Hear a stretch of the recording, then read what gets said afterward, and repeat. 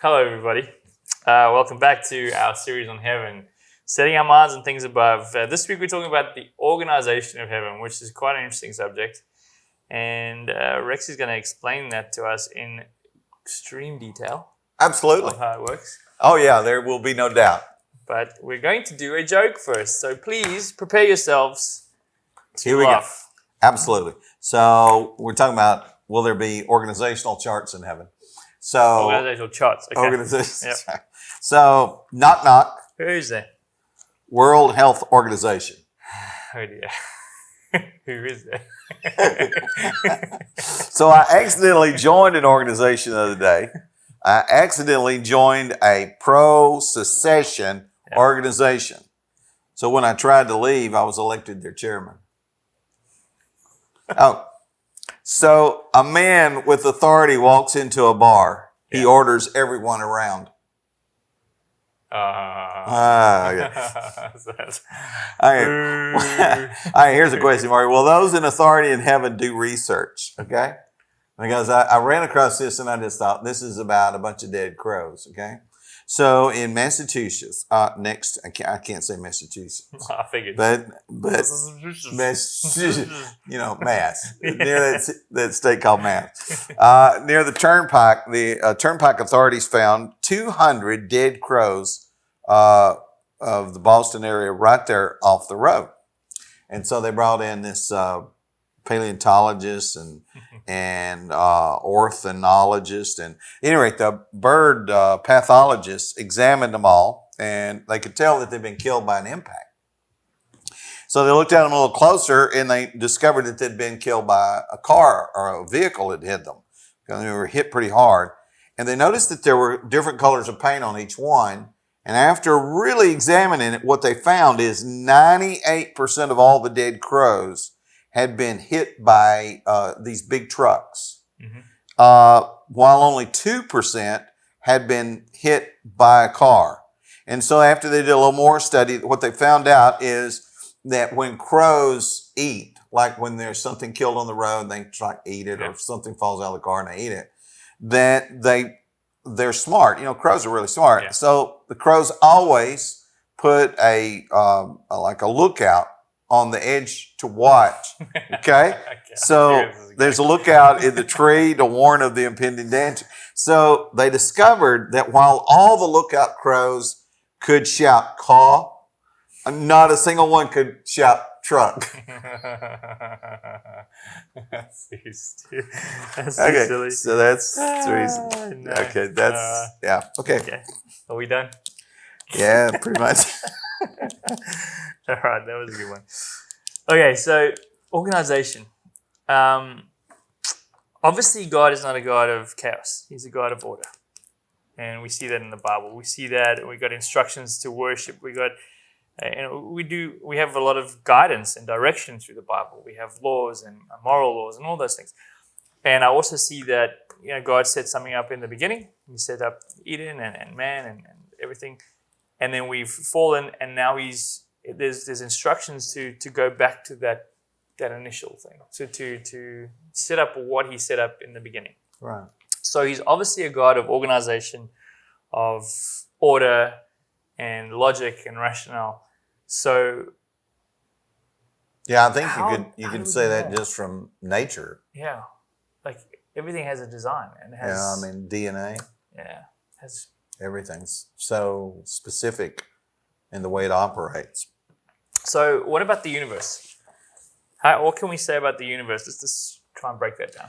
Well, Genesis 1:14 through 19, talks about the purpose of the planets, and they're for days and for years, but they're also for signs and they're for seasons. And so they all have a purpose, but they also, it has a process. Genesis 8:22 talks about seasons, that they'll never end on the earth, cold and hot and harvest, springtime. So those will never end. So there's like this cycle. And that's what we read about, Psalm 19:1 through 6 and Ecclesiastes 1:5 to 7. It talks about the circuit of the sun, and I'm not a flat earther. I believe it. There's the Earth turns and it goes around the sun, and the sun moves through. But all the planets are in this circuit, and there's a system. There's a fine tuning. Yeah, very much so. A lot of it's very organized. Apologists argue the fine tuning of the universe. It's a good argument. Imagine if it wasn't. Imagine if it was chaos, true chaos. Yeah, we wouldn't have existed to now. Yeah. I mean, even just in a few thousand years, we would have been destroyed. It's amazing that the Earth is still around. Because if I'd have built it, it wouldn't have held on for a week. And yeah, I mean, just think about how the moon is locked there, facing us the same way all the time. Yeah, I've heard arguments that if we're it's almost like a universe is set on if you could think of a line, and if the gravity is slightly left or right of that by a few centimeters or inches, that the whole thing collapses. So the fine tuning of the universe it points to designer, it points to a creator, it points to order, and there's an organization behind it. Absolutely. Yeah. And the same things could be said of the body, or Psalm 139, 14 through 16. That might be a good passage to read. Psalm 139, 14 through 16. It's such a marvelous piece of equipment. Psalm 139. Psalms 139, verse 14. I praise you, for I am fearfully and wonderfully made. Wonderful are your works. My soul knows it very well. My frame was not hidden from you when I was being made in secret, intricately woven in the depths of the earth. Your eyes saw my unformed substance. In your book were written, every one of them, the days that were formed for me, when as yet there was none of them. That's such a cool scripture. It was already written. So the body is an amazing piece of equipment. Basically, it's a machine, and it's a series of machines. Well, I guess you could say it's thousands, if not millions of machines. Types, just types, a little less how many there are individually. If every cell is a machine and it has to do its thing, and then you look at nature. I mean, nature itself. I mean, it's just everything's like a machine, and everything fits together so beautifully. It's amazing. Well, yeah, I was looking at how we're woven in the womb, and when the sperm and the egg meet, apparently the scientists are saying there's 4,000 cells, your brain cells start to develop per second from there, and 1,000 cells of your body starts to develop. And apparently the work of a cell is the equivalent to walking across America or something. And we've already got all that happening through something so small.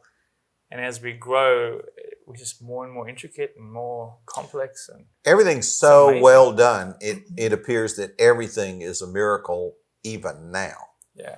Not just that it was designed and it's created itself and recreated itself, but that it still functions now. Yeah. I mean, that just the duplication of your DNA so perfectly to recreate another human. I don't know. The organization on that is beyond my imagination. I can't imagine how that was organized and how it stays organized. Yeah. I mean, to think that God would be disorganized after you've seen all that, and that would be silly. It'd just be silly to think that way.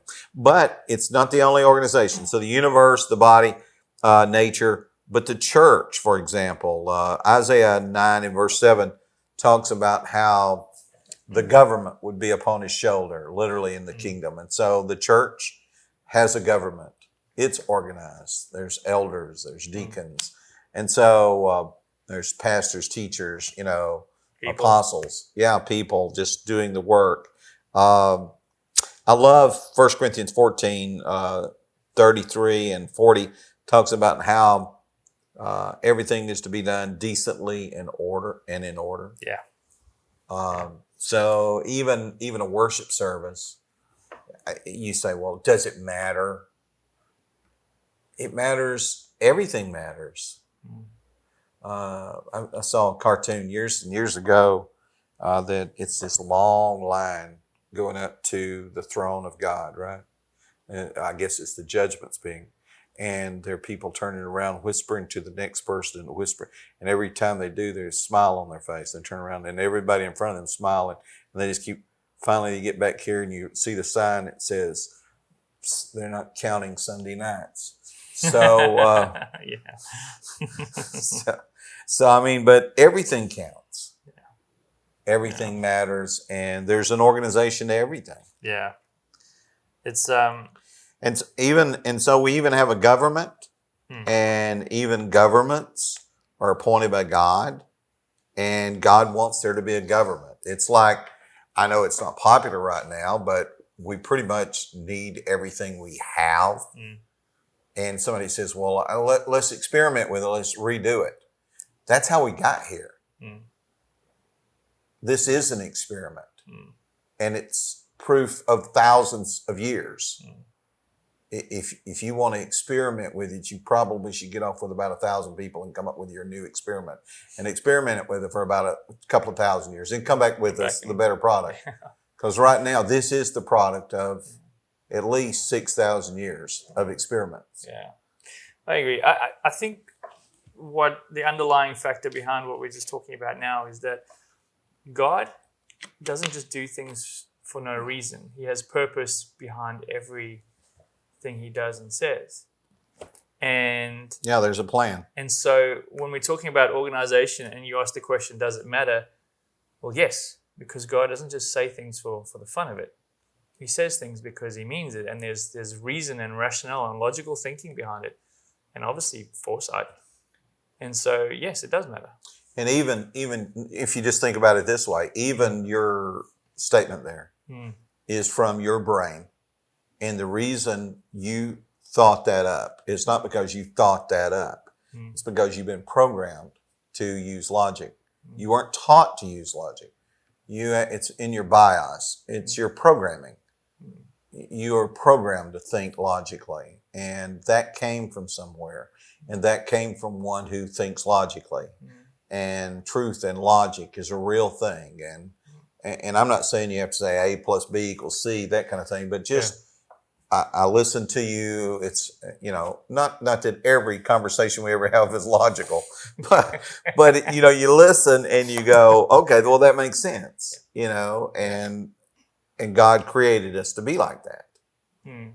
Well, I think if we, the closer we are to what God has said and what his rules are, the more logical we become, I guess, because he is logic. He is rational. He is. Well, and this relates to one of the reasons we're even having this study. Yeah. Is because it's like nobody wants there to be a rationale to heaven.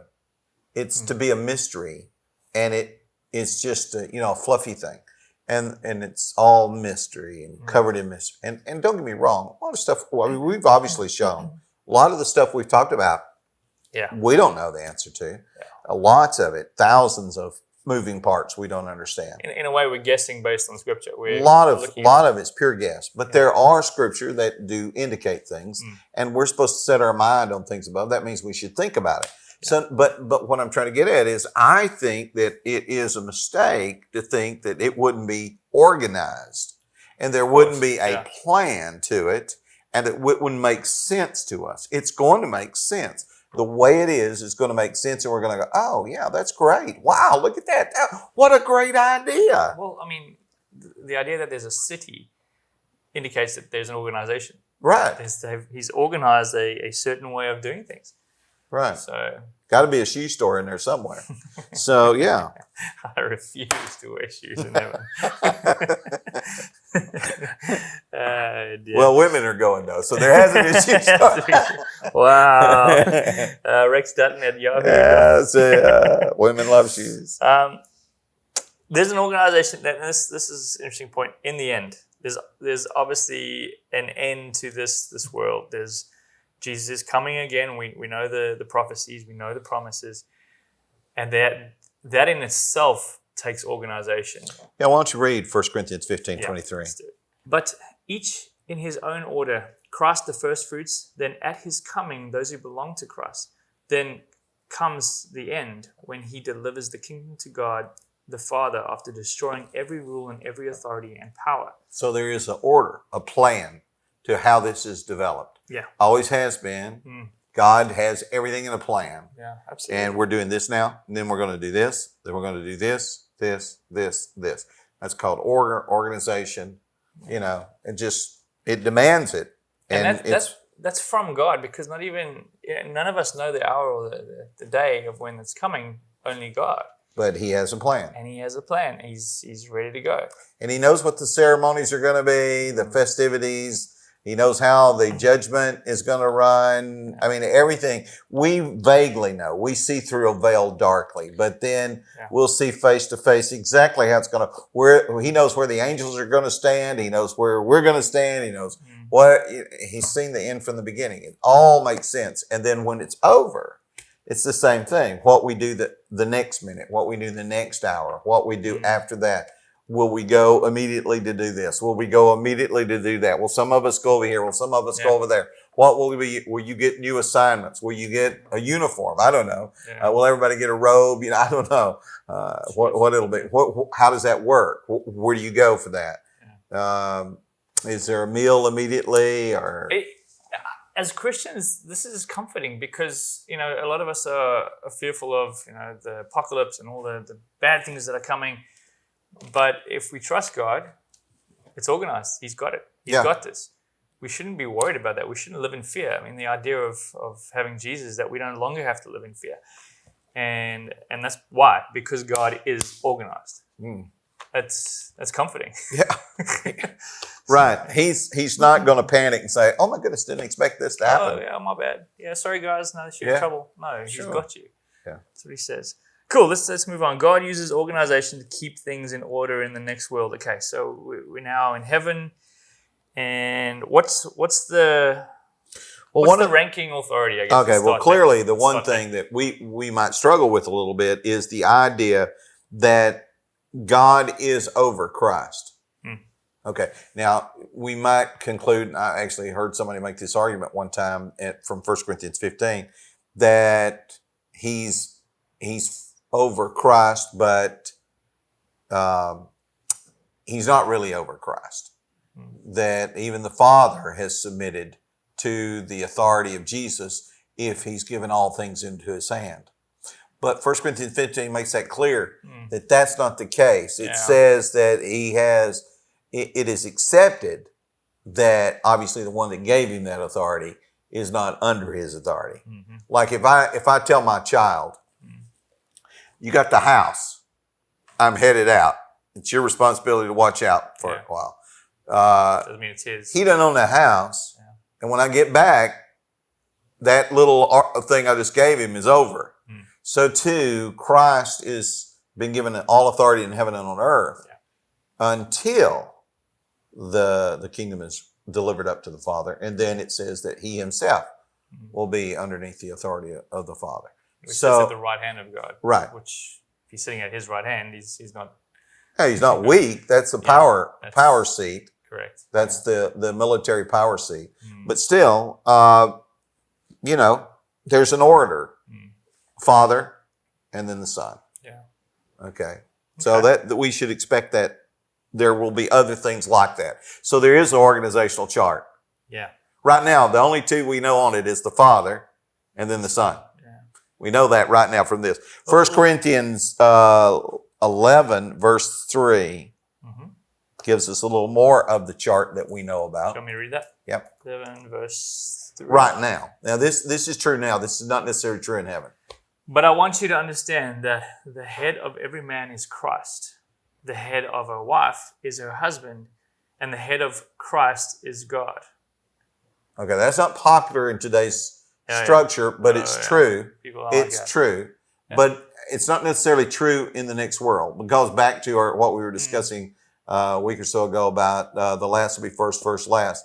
Actually, women who have been underneath authority may be actually given more authority because they serve faithfully underneath authority. So in heaven, maybe more women be in charge than there will be men for that matter. But the point is that but there's an organizational chart right now. Yeah. Well, there will be one in heaven. I mean, that's just what he does. Okay. He makes these organizational charts, if you will. Now, who does Christ over? Who's he over? Yeah, so you've got God, you've got Christ, and then what's next? Well, all authority's been given into his hands according to Matthew 28:18, Matthew 11:27. So that's true. But obviously, he's over all the angels. That's the big teaching of Hebrews 2, verses 5 through 9. Mm-hmm. So, but he's not just over it by himself. He's over it with us. But we can talk more about that later. But just the thought is that all the angels are subjected to him. So 1 Peter 3:22. You might read that one, or I'll do it. You get it? I got it. 1 Peter 3:22. It says, "Who has gone into heaven and is at the right hand of God, with angels, authorities, and powers having been subjected to him." Now, that's a really interesting thing. Did you pick up on those words? It was angels, Yeah. authorities and powers. Those are not the same thing. Yeah. We tend to lump them all together. Mm-hmm. The very interesting thing, there is a whole list of that kind of thing, and we should go there now since we're on that point. Yeah. Let's go to we're going to look at three different passages. Colossians 1 verse 16. Colossians 1 verse 16. Yeah. Says, "For by him all things were created in heaven and on earth, visible and invisible, whether thrones, that's one thing. Thrones or dominions. Dominions, that's another thing. Or rulers. Rulers is another thing. Or authorities. Authorities. Those are different things. All things were created through him." Okay, that's four different things. Okay, Ephesians 1 and verse 21. We tend to think this is all one thing, but it's not. Ephesians 1 and verse 21. 21. Says, "Far above all rule, and authority, and power, and dominion, and above every name that is named." And names. Okay. Not only in this age, but also. Okay, that's five different things. Okay, let's go to Ephesians 6 and verse 12. 6 verse 12. It says, "For we do not wrestle against flesh and blood, but against the rulers, against the authorities, against the cosmic powers, over this present darkness, against the spiritual forces of evil, in the heavenly places." Okay, so forces are like armies. So that's four different things.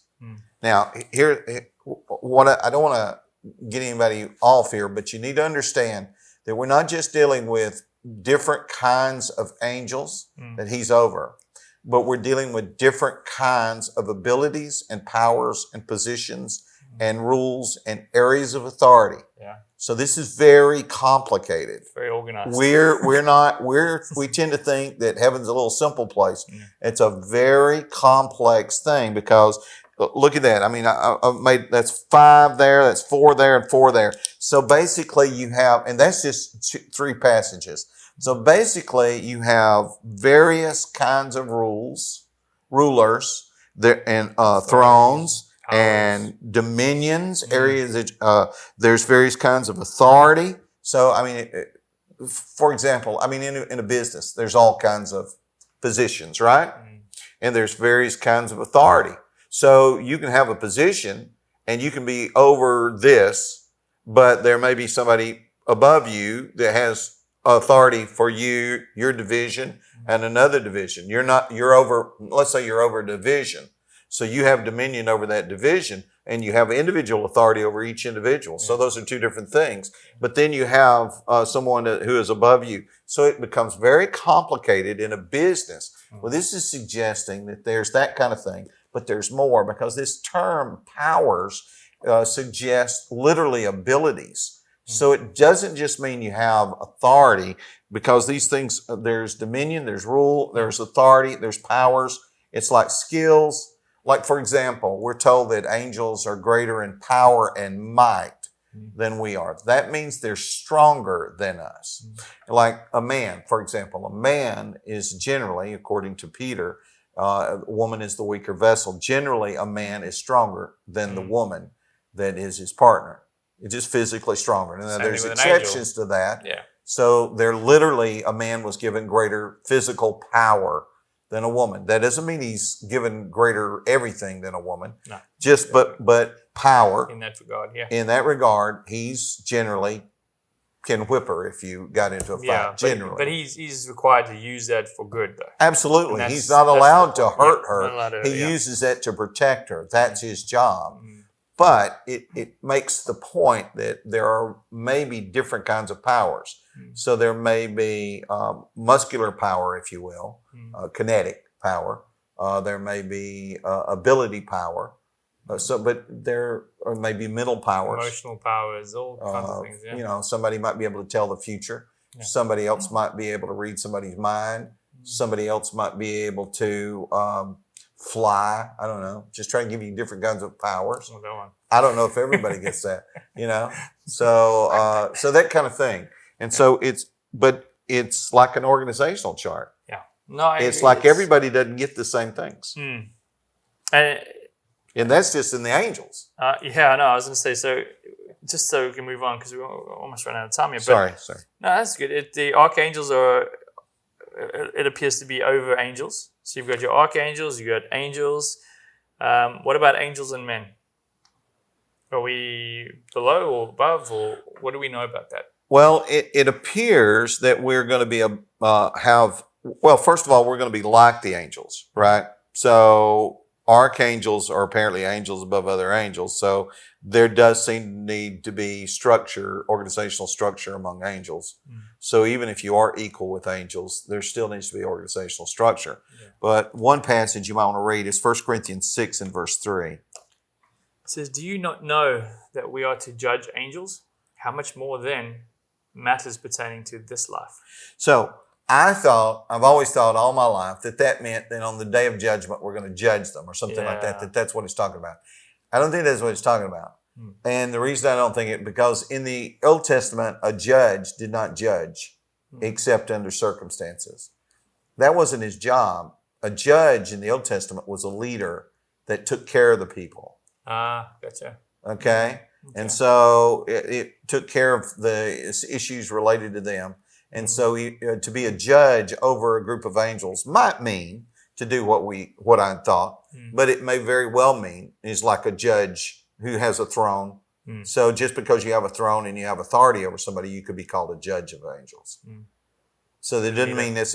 But it's suggestive that we're going to be over angels. Does that mean we're over all the angels? Well, it seems to suggest that. We need to read this passage. Let's go to Psalm chapter 8. Beginning in verse 6. So it says, "When I look at your heavens, the work of your fingers, the moon and the stars which you have set in place, what is man that you are mindful of him, and the sons of man that you care for him? Yet you have made him a little lower than the heavenly beings, and crowned him with glory and honor.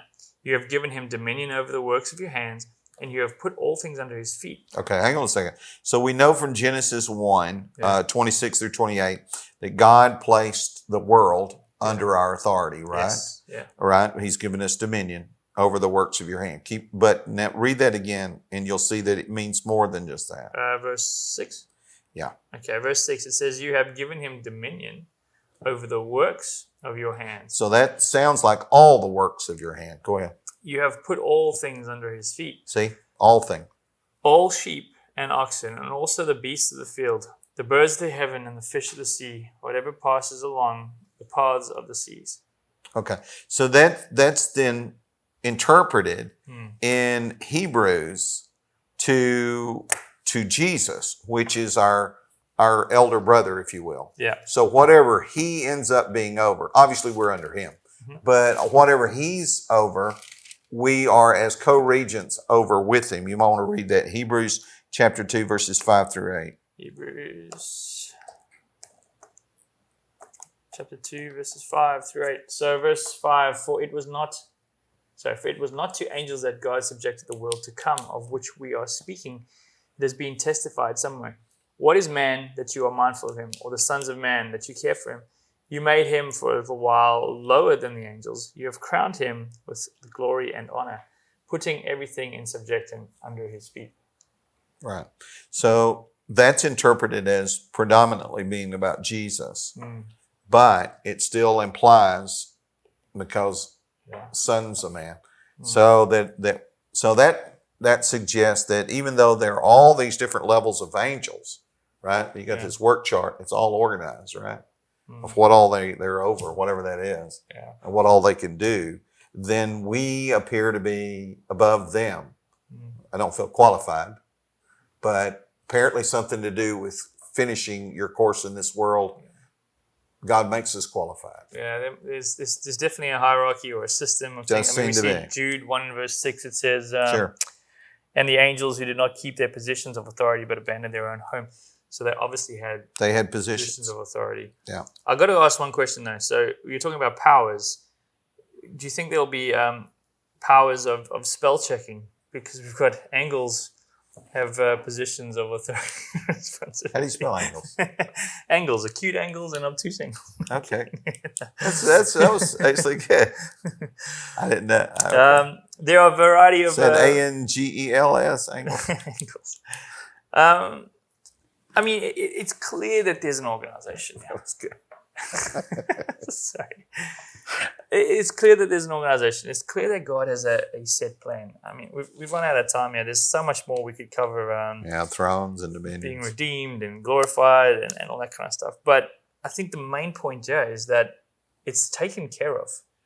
There's nothing for us to worry about. Yeah, but it also suggests that you're not going to be bored and you're going to have something important to do. It also implies that there's work. Yeah. I have something to do. It's not just going to be all play. You've got a position that's set aside for you. Yeah. I go to prepare a place for you may not just mean that I'm dying on the cross so you can be saved. And it may not just mean that you get a house. It may mean I'm getting you a purpose. Direction. That fits who you are and what you've been through. Responsibility, accountability. Yeah. That whatever negative thing you've gone through has been a process to get you prepared for something you're going to do. That's... I love that idea. I love that we all have a role to play in this big machine. Yeah. This huge thing. Absolutely. It's really cool. Is there any other scriptures you want to go over before we finish? Not exactly. No, I don't think so. I'm good. The only thing I can add to it is, we talk about the 12 thrones of the apostles. So clearly that's again in this chart, if you will. They have very important positions. I would imagine we're going to be under them. If there is a chart. And